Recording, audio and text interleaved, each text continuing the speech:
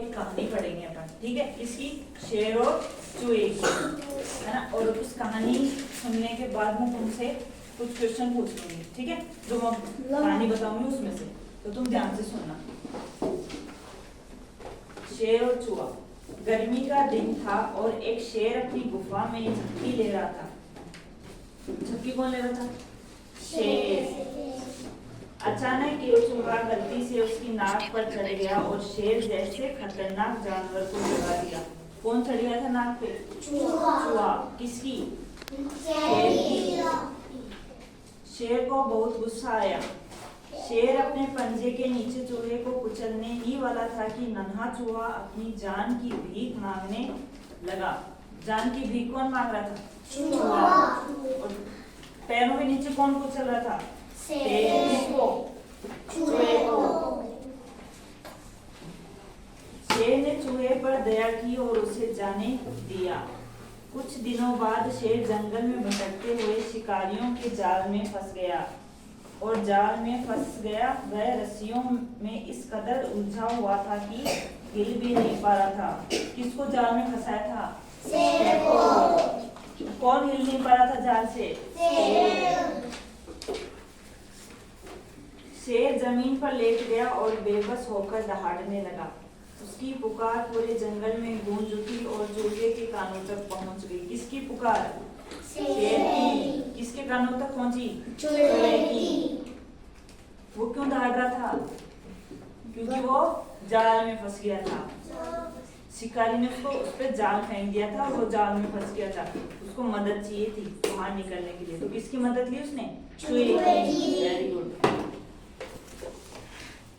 वह दौड़कर मौके पर पहुंचा। कौन पहुंचा दौड़ के? चूहा।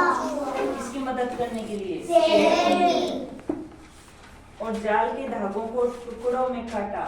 किसने काट दिया? चूहे ने।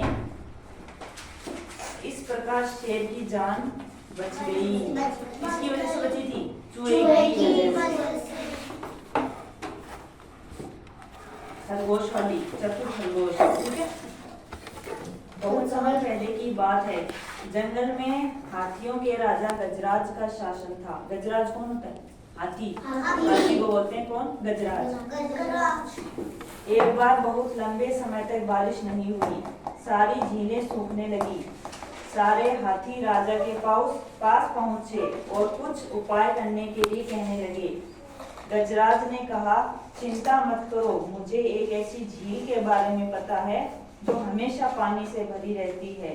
हम वहीं चलते हैं। किसने कहा था पानी के पास भरी रहती है झीलें? गजराज ने। गजराज कौन? हाथी। हाथी ने किसको कहा था? किसको कहा था? राजा को। राजा को नहीं कहा था, खरगोश को कहा था। खरगोश को, राजा को नहीं कहा था।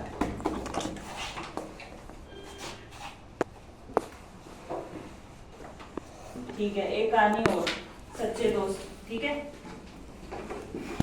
भालू उसके पास आया, उसे सूंघा और चला गया, क्योंकि भालू मरे हुए जीवों को नहीं खाता है।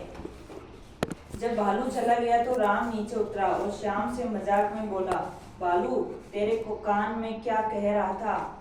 श्याम ने मुस्कुराते हुए कहा, भालू ने कहा, जो मुसीबत के साथ छोड़ दे वो सच्चा दोस्त नहीं होता। किसने कहा था? भालू ने। राम शर्मिंदा हो गया। किससे कहा था? राम से। क्या कहा था? कि मुसीबत में कोई साथ छोड़ दे तो वो दोस्त नहीं होता। और उसने माफी मांग के दोस्ती को और मजबूत किया। किसने माफी मांगी थी? राम ने।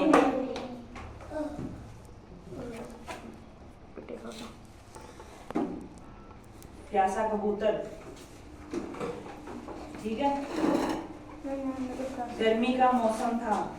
एक कबूतर था जो हमेशा खुश रहता था। गर्मी के दिनों में सभी झीलें और तालाब भीषण गर्मी के कारण सूख गए थे। कबूतर बहुत प्यासा था और पानी के लिए बेताब था, लेकिन कहीं भी पानी नहीं मिल रहा था। उसने एक दीवार पे पानी के गिलास पर चित्र देखा। चित्र देखकर वह दीवार के पास गया। कौन गया था दीवार के पास? पानी के लिए। पानी के लिए क्यों? वो बहुत प्यासा था।